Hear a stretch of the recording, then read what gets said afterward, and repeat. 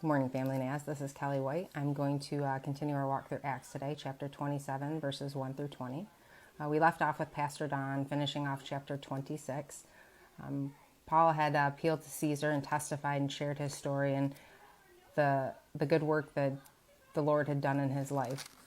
So at the end of that chapter, Agrippa had said to Festus, "This man could have been set free had he had not appealed to Caesar." So Paul knew what he was doing, asking for their attention, asking to be able to share his story. It was no coincidence. He did it so he could be in front of everyone. So now we're going to continue the story. So now, when it was determined that we would set sail for Italy, they turned Paul and some prisoners over to a centurion of Augustan regiment named Julius. So he's continuing down this journey that God is sending him. Each event becoming a new trial for him, or a new way for him to help and share with other people. So they boarded the ship and they set sail, and the next day they landed in Sidon. And Julius, treating Paul with consideration, allowed him to go there and be cared for and refreshed. Now, if you're a prisoner, usually they don't let you off to go see your friends, to go get cleaned up, to have a nice meal, but Julius did this for Paul. And we think it was because he really wasn't a condemned man. He wasn't like the other prisoners, and so he was getting some special treatment. So when they got back on the ship, they got back to sea. They tried to stay on the leeward side of Cyprus to avoid the wind. And then they landed in Myra. So Julius placed Paul and Luke on the Alexandrian ship, which was a Roman grain ship, to continue their journey. So as they continued to sail, it became quite dangerous. The fast was over, so the Day of Atonement, the fast was over, which meant it was like after October 5th, and winter was approaching. So Paul had actually said to them, "Men, I sense that this voyage will certainly be a disaster with great loss, not only for the cargo and the ship, but for our lives." So he was saying this to them, probably not as a prophet, but more as an experienced traveler. He'd gone on many journeys, crossed many oceans, and he was looking at the weather, the timing of the year, and thinking, not the best time to be sailing. We're going to probably run into some tough winds and just have a rough journey.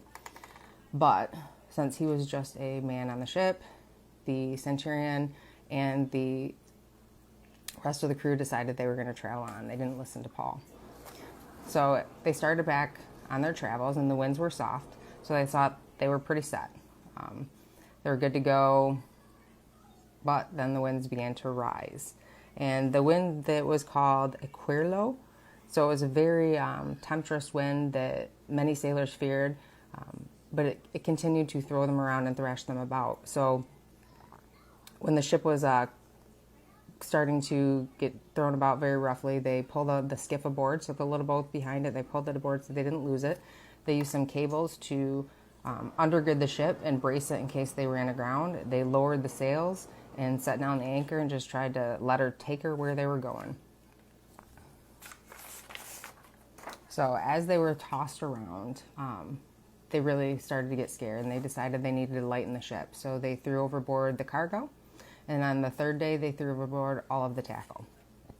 So finally, at the end of this portion, I'm going to read the last verse.